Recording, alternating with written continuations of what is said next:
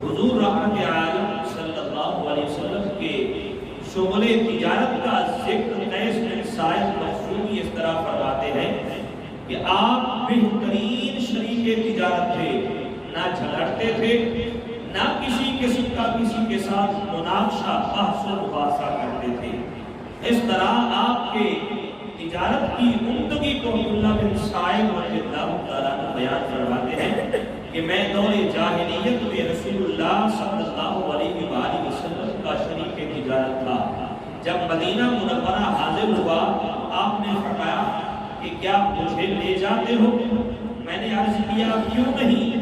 تو آپ تو بہترین شریک تجارت ہیں اور بہت اچھے ساتھی ہیں، نہ کسی کو فرمائے کہ کسی بات کو ٹالتے ہیں، نہ کسی سے آپ جھگڑا فرماتے تھے۔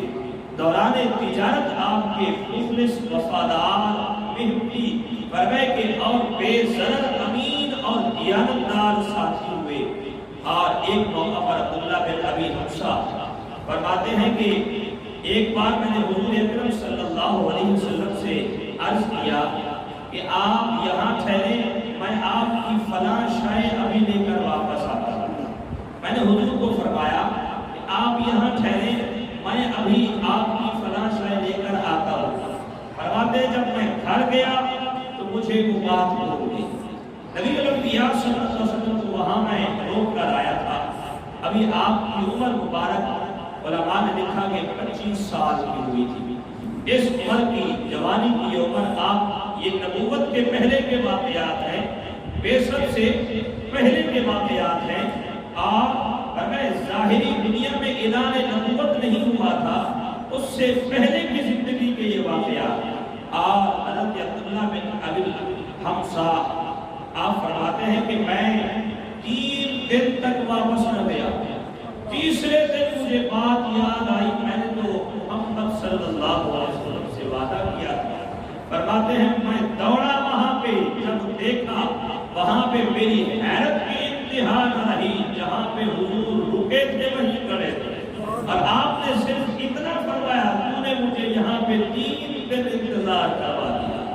حضرت فرماتے ہیں کہ یہ نبی الانبیاء صلی اللہ علیہ وسلم کی زندگی کے یہ انمول واقعات تھے، اتنے وعدہ وفا تھے۔ ایک مرتبہ کہہ تو لیا کہ میں یہاں پہ ٹھہرا ہوں، 3 دن تک وہاں رکے رہے لیکن گھر نہ گئے۔ اور فرماتے ہیں کہ یہ نبی الانبیاء صلی اللہ علیہ وسلم کی زندگی آپ کی جوانی کے واقعات تھے، اور انہی واقعات کی پیش نظر نبی الانبیاء صلی اللہ علیہ وسلم کی امانت داری اور دیانت کو اور اسی فرمائے کہ صداقت کو دیکھ کر سیدہ خدیجہ کبریٰ رضی اللہ تعالیٰ عنہا نے بھی نبی الانبیاء صلی اللہ علیہ وسلم کو تجارت کے لیے پیشکش کی۔ اور کیونکہ حضرت خدیجہ اپنے دور کی صاحب حیثیت طاہرہ تھی اور اخلاص و اخلاق کا مجسمہ تھی، قبل الاسلام بھی انہیں ان کی عادات کریمہ کی وجہ سے طاہرہ کا لقب دیا گیا تھا، ورنہ یہ اسلام سے پہلے کا واقعہ تھا کہ ان کو لوگ طاہرہ کے لقب سے پکارتے تھے، کیونکہ ان کی عادات اخلاق اتنے اچھے تھے۔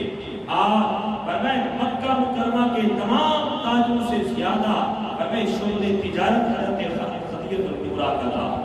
حضور کے چچا حضرت ابو طالب نے نبی الانبیاء صلی اللہ علیہ وآلہ وسلم سے فرمایا اے محمد، اے میرے بھتیجے، فرمایا تجھے تو معلوم ہے ہمارے گھر کے حالات کتنے ہیں، بہت تنگی کا وقت گزر رہا ہے، خدیجہ کبریٰ کا یہ قافلہ جا رہا ہے، تم بھی جاؤ ان کے ساتھ، انہیں کہے آپ کو مال دیں گے۔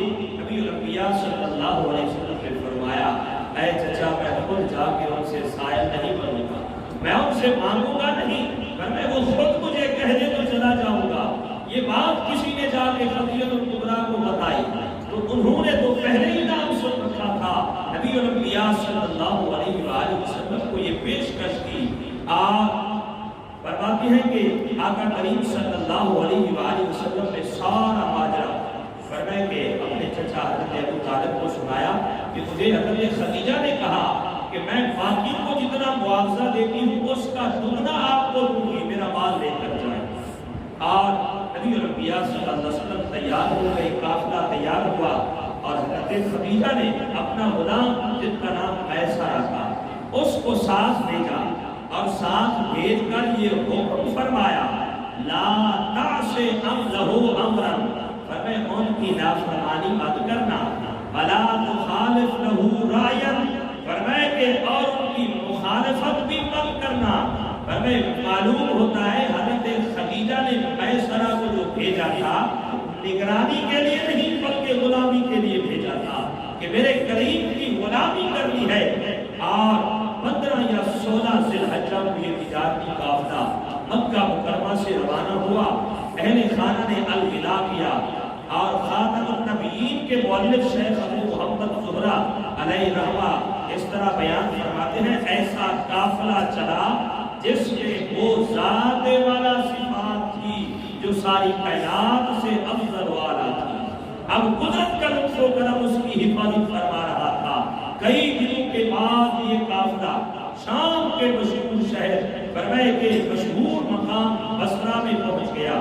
وہاں ایک راہب کا عبادت خانہ تھا جس کا تذکرہ ہم نے کل بھی بیان کیا تھا کہ بحیرہ راہب، لیکن اب وہاں پہ فرمائے کہ وہ موجود نہیں تھا۔ حضور پاک صلی اللہ علیہ وسلم نے اس سے قبل 12 سال کی عمر میں اپنے چچا ابو طالب سے کی معیت میں یہاں پر قیام فرمایا تھا، اور اب 25 سال کی عمر میں فرمائے جب یہاں پہ آئے تو یہاں پہ وہ بحیرہ راہب تو نہیں تھا، اس کی جگہ پہ ایک نستورہ نامی راہب موجود تھا، اور یہاں پہ قیام کیا، اور نستورہ راہب کی عبادت گاہ کے قریب قیام کیا۔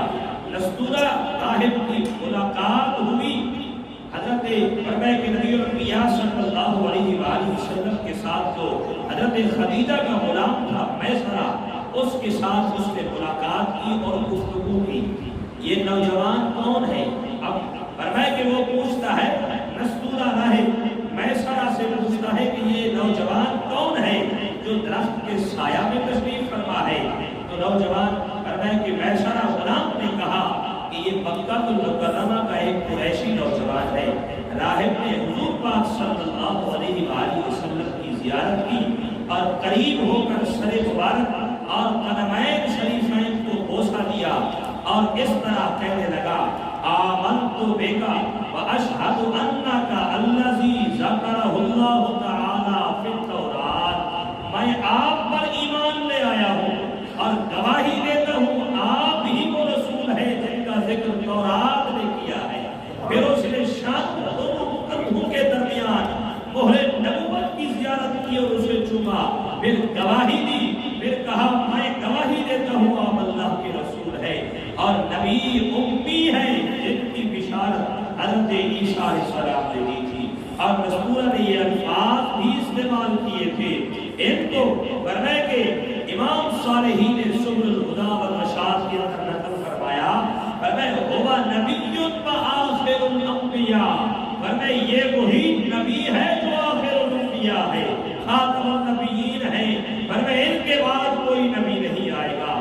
راہب کا یہ ایمان افروز اور اب کوئی کا یہ واقعہ سن کر میسرہ حیران رہ گیا اور آنکھ دیکھا یہ حال، فرمائے کہ اس نے یہ واقعہ دیکھ چکا تھا، جب راستے میں تھے تو دیکھ چکا تھا کہ نبی الانبیاء صلی اللہ علیہ وآلہ وسلم جب دھوپ میں ہوتے اوپر بادل سایہ کرتے تھے۔ مکہ مکرمہ سے لایا گیا سامان تجارت یہاں شام میں فرمائے اچھی قیمت پر بیچا گیا اور یہاں سے مکہ المکرمہ کے لیے سامان لیا گیا۔ میسرہ نے اس سفر میں اور بھی منظر ملا عطا فرمایا کہ ایک گاہک سے کسی بات میں فرمائے کہ تلخ کلامی ہوئی، اس نے کہا مجھے لات و عزیٰ کی قسم دے میں مان جاؤں گا۔ میرے قریب نے فرمایا میں جھوٹے خداؤں کو نہیں مانتا، میں جھوٹے خداؤں کو نہیں مانتا، مجھے رب کعبہ کی قسم ہے۔ فرمائے کہ جب آپ نے یہ بات کہی گاہک آپ کی یہ بات سن کر مطمئن ہو گیا، بس اب کسی شے کی ضرورت نہیں رہی۔ شام کے اس سفر میں توقع سے بھی زیادہ باقی تاجروں نے مال بیچا، کسی کو ایک گنا، کسی کو فرمائے ایک گنا، دو گنا، تین گنا منافع ہوا۔ فرماتے ہیں نبی الانبیاء جو مال لے کر گئے تھے اس کا 10 گنا منافع ملا، فرمائے اتنا منافع پہلے کبھی ملا ہی نہ تھا۔ اور فرماتے ہیں کہ حضور پاک صلی اللہ علیہ وآلہ وسلم فرمائے یہ قافلہ फरमाया जब वापस लौटा मक्के से कुछ ही फासले पर था तो नबी अलंबिया सल्लल्लाहु अलैहि वसल्लम ने फरमाया कि आप अपने साथ आने वाले गुलाम मैसरा से कहा जाओ हज़रत खदीजा को बताओ कि उनका काफिला वापस आ चुका है और बहुत ज्यादा मुनाफा लेकर आया। और मैसरा जब आया हज़रत खदीजा के पास आके सारी खबर दी और हज़रत खदीजा दौड़ कर अपने मकान की छत पे आई और हुजूर को और अपने काफिले को देखने लगी। क्या मंजर देखती है, मेरे करीब अपनी ऊँटनी पे सवार है और फरिश्तों ने बल के साथ साया किया हुआ है। ये मंजर देख कर आपके दिल में और मोहब्बत पैदा हो गई और दिल ही दिल में फरमाए कि अपने आप से कहने लगी खदीजा फरमाए इस जैसा नौजवान जिंदगी में और कहीं नहीं मिलेगा। फरमाए जिसकी अमानत के ये चमचे, जिसकी सदाकत के ये चमचे और जिसकी ये बरकतें हैं कि माल पहले कभी इतना मुनाफा नहीं मिला जितना आज मिला है। फरमाया और इसी तरह हज़रत खदीजा रज़ियल्लाहु तआला अन्हा ने नबी अलंबिया सल्लल्लाहु अलैहि वसल्लम के साथ जो मुआहिदा हुआ था कि आपको दुगना मुआवजा दिया जाएगा, उससे भी बढ़कर आपने अता किया और हज़रत खदीजा ने फरमाया कि मुआवजा दिया। आप क्योंकि हज़रत खदीजा कुबरा को शाम के इस तिजारती प्रोग्राम में सबसे ज्यादा फायदा मिला। हुजूर के अखलाक, अमानत, दियानत, सदाकत अपनाने का ये नतीजा था। मुनासिब मालूम होता है कि यहाँ पर फरमाया कि तिजारत के मामले में नबी अलंबिया सल्लल्लाहु अलैहि वसल्लम ने फरमाया ये तिजारत की है, इसके बारे में सिर्फ चंद बातें मैं अर्ज करता चलूं। पेशा तिजारत फरमाया इस पेशा को ये शर्फ हासिल है कि अंबिया अलैहिस्सलाम और खासकर इमाम अलंबिया ने इस पेशे को इख्तियार फरमाया और ये आज तिजारत का उरूज मिला है। ये अंबिया की सुन्नत का सदका है कि अंबिया ने इस पेशे को अपनाया है। हज़रत सैयदना दाऊद अलैहिस्सलाम ज़िरा साजी में बहुत दिलचस्पी रखते थे। उनकी यौमिया आमदन जो थी 6,000 रुपए थी, 6,000 रुपए और फरमाते हैं 2,000 अपनी जरूरियात के लिए और बाकी 4,000 फुकरा और मसाकीन पर खर्च करते। ताजिर की अज़मत को हुज़ूर पाक सल्लल्लाहु अलैहि वसल्लम ने इस अंदाज से बयान फरमाया कि अत्ताजिरु सदूकुल अमीन मअन नबिय्यीन व सिद्दीकीन। फरमाया सच्चा अमानतदार ताजिर क़यामत के दिन अंबिया और सिद्दीकीन के साथ होगा। इब्राहीम बिन आदम फरमाते हैं मेरे नजदीक सच्चा ताजिर आबिद और ज़ाहिद पर फजीलत रखता है। ताजिर को आबिद पर फजीलत इसलिए है कि ताजिर हर लम्हा शैतान से जंग लड़ता रहता है। शैतान उसे नाप तोल में गुमराह करने की कोशिश करता रहता है और ताजिर खुदा से डर कर फरमाए शैतान की मुखालिफत करता है। सैयदना ईसा अलैहिस्सलाम ने एक शख्स से पूछा तेरा पेशा क्या है? उसने कहा इबादत करना मेरा पेशा है। आपने फरमाया तेरी जरूरियात का कफील कौन है? तेरी जरूरियात पूरी कौन करता है? कहा उसने कहा फलां शख्स है जो मेरी जरूरियात का कफील है, मेरी खुराक की हिफाजत करता है, मेरे लिए खाने वगैरह लाता है। तो सैयदना ईसा अलैहिस्सलातु वस्सलाम फरमाने लगे फिर वो तुझ से ज्यादा आबिद व ज़ाहिद है, तुझ से ज्यादा आबिद व ज़ाहिद है, दुनियावी काम काज भी करता है, रब की इबादत भी करता है। फरमाए तू अकेला इबादत में है, तुझे अकेला इबादत का सवाब, तुझे काम काज का भी सवाब देता है। फरमाया वो तेरे से ज्यादा इबादत गुजार है। और नबी अलंबिया सल्लल्लाहु अलैहि वसल्लम एक मौका पर आप फरमाए के बाजार से गुजरे, गल्ले का ढेर रखा हुआ था और उसमें थोड़ी थोड़ी नमी महसूस हो रही थी। मेरे करीब आका सल्लल्लाहु अलैहि वसल्लम ने ताजिर को फौरन खातम करते हुए फरमाया मन गश्शा फलैसा मिन्ना। फरमाए धोखा देने वाला हम में से नहीं है, फरमाए धोखा देने वाला हम में से नहीं। ऊपर तो खुश्क रखा हुआ है और नीचे से फरमाए कि नरम है। फरमाए तू वजन बढ़ाना चाहता है, फरमाए कि ये हम में से नहीं हो सकता। और ग्राहक को अपने माल की सही सूरत हाल से आगाह करना ये दुकानदार की जिम्मेदारी है। हज़रत वासिला बिन अस्का ने 300 दिरहम में ऊंट बेच दिया, ऊंट बेचा और खरीदार चला गया। फिर उसके पास गए, उसे बुला के पूछा ये ऊंट तूने سواری کے لیے خریدا ہے یا گوشت کے لیے؟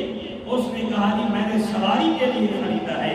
فرمایا آپ نے پھر 100 درہم واپس کر دیے۔ فرمایا یہ ایک ٹانگ سے لگڑا کے چلتا ہے، سواری کے لیے اس کی قیمت کم ہے، فرمایا گوشت کے لیے اس کی قیمت ٹھیک تھی۔ فرمایا اتنا امانتداری صحابہ کرام نے یہی درس ہمیں دیا ہے نبی کے غلاموں۔ فرمایا اپنے کاروبار میں اپنے سودا بیچنے میں کبھی دھوکہ دہی نہ کرنا۔ آج دنیا میں تم 2 پیسے تو بچا لو گے، لیکن یہی 2 پیسے کل قیامت کے دن تمہارے لیے عذاب کا سبب بن جائیں گے۔ آج شامل محترم نبی الانبیاء صلی اللہ علیہ وآلہ وسلم کا یہ تجارتی قافلہ واپس آیا۔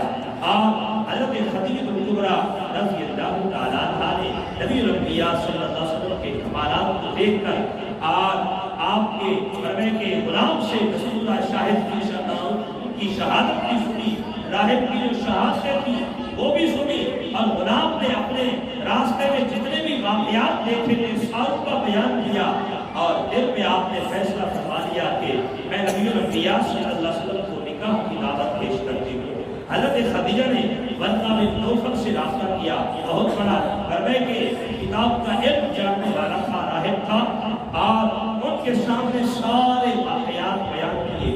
ورقہ بن نوفل نے فوراً کہا خدیجہ اگر یہ سارے واقعات درست ہیں تو پھر یقین کر لو محمد صلی اللہ علیہ وآلہ وسلم اس امت کا آخری نبی ہے۔ مجھے اچھی طرح پتا ہے اس امت میں نبی آنے والا ہے جس کا زمانہ منتظر ہے، اور یہ بھی جان لے اس نبی کے اعلان نبوت کے ظہور کا وقت قریب آ چکا ہے۔ اس اطمینان کے بعد حضرت خدیجہ رضی اللہ تعالیٰ عنہا نے حضور کی رائے معلوم کرنے کے لیے اپنی دوست رفیقہ نفیسہ کو منتخب فرمایا کہ وہ معلوم کریں کہ حضور بھی راضی ہے کہ نہیں۔ فرمایا کہ وہ غلامہ حضور کے پاس جاتی ہے، باتوں ہی باتوں میں پوچھا حضور آپ شادی کیوں نہیں کرتے؟ میرے قریب نے فرمایا حالات کی اجازت نہیں دیتے، آپ فرمایا کہ اخراجات ہیں شادی کے، لہذا ابھی ہمارے پاس اتنا کچھ نہیں ہے کہ ہم انتظامات کر سکیں۔ اس نے کہا حضور اگر آپ راضی ہو جائیں تو یہ اخراجات ہم پر چھوڑ دیں، یہ ہم کر لیں گے، یہ ہم کر لیں گے۔ یہ بات آگے بڑھی اور نبی الانبیاء صلی اللہ علیہ وآلہ وسلم نے اپنے چچا حضرت ابو طالب کو یہ واقعہ بتایا، اور ادھر سے حضرت خدیجہ نے اپنے چچا کو کہا، اور ایک روایت میں ہے ان کے والد کو کہا۔ خدیجہ بنت خویلد، علماء کا یہاں پہ اختلاف ہے کہ خویلد زندہ تھے یا نہیں، لہذا یہاں پہ انہوں نے چچا کا ذکر کیا، اور ان دونوں کی رائے سے فرماتے ہیں کہ یہ رشتہ طے پایا، اور فرماتے ہیں برادری اکٹھی ہوئی نبی الانبیاء صلی اللہ علیہ وآلہ وسلم کا فرمائے نکاح حضرت ابو طالب نے پڑھایا، اور اس موقع پر جو شاندار خطبہ ارشاد فرمایا فرمائے حضرت ابو طالب نے کریم آقا صلی اللہ علیہ وآلہ وسلم کی فرمائے کہ نکاح کے موقع پر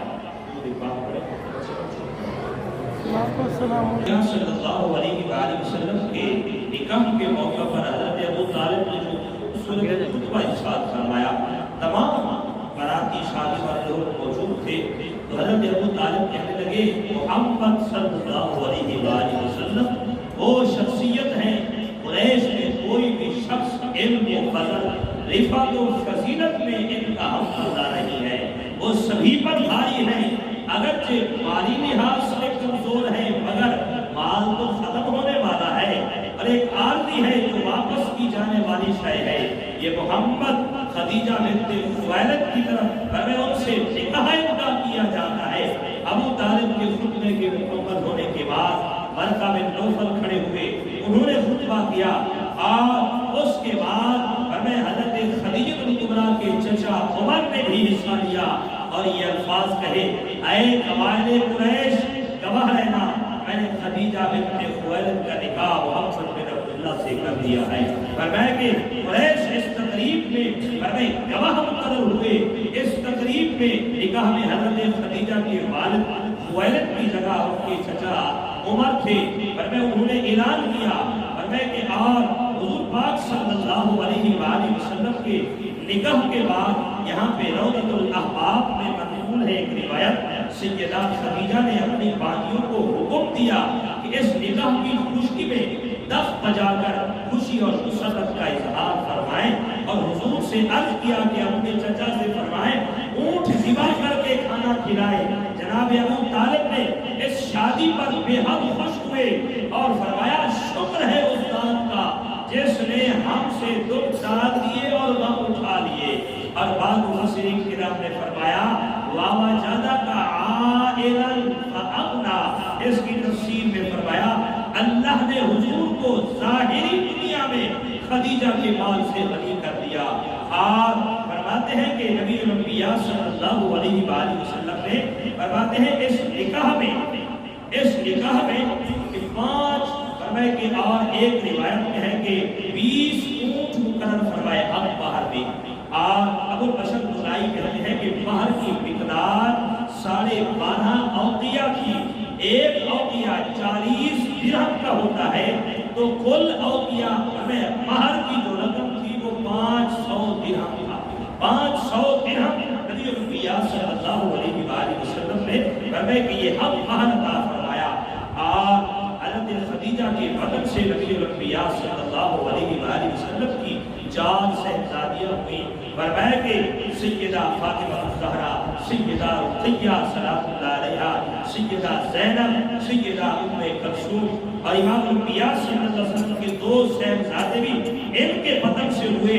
اور جن میں حضرت عبداللہ جو طیب و طاہر کے نام سے لقب سے مشہور ہے، اور فرمایا کہ دوسرے حضرت ابراہیم جو ماریہ قبطیہ کے بدن سے ہوئے تھے، اور فرمایا کہ یہ 3 صاحبزادے عبداللہ اور طیب و طاہر ان کو فرمایا کہ اور دوسرے بیٹے کا نام قاسم تھا، فرمایا جن کی وجہ سے نبی الانبیاء صلی اللہ علیہ وسلم کی کنیت ابو القاسم ذکر کی جاتی ہے۔ اور نبی الانبیاء صلی اللہ علیہ وسلم کی جب شادی ہوئی اور اس وقت آپ کی عمر مبارک 25 سال تھی، اور حضرت خدیجہ رضی اللہ تعالیٰ عنہ کی عمر مبارک 40 سال تھی۔ اللہ تعالیٰ نے فرمایا کہ اس خاندان کو اور نبی الانبیاء صلی اللہ علیہ وسلم کے صدقے سے یہ شان، یہ عظمتیں اور یہ رفعتیں عطا فرمائی کہ اللہ تبارک و تعالیٰ کے محبوب کی یہ غمخوار زوجہ آپ نبی الانبیاء صلی اللہ علیہ وسلم کے ساتھ ہر مشکل وقت میں آپ کے ساتھ کھڑی تھی۔ جب کچھ بات نے آپ کے خلاف آوازیں اٹھائی، سیدہ خدیجہ آپ کے ساتھ ہوا کرتی، کوئی آپ کو اذیت دیتا تو آپ کی غمگساری کے لیے یہ آپ کے ساتھ ہوا کرتی۔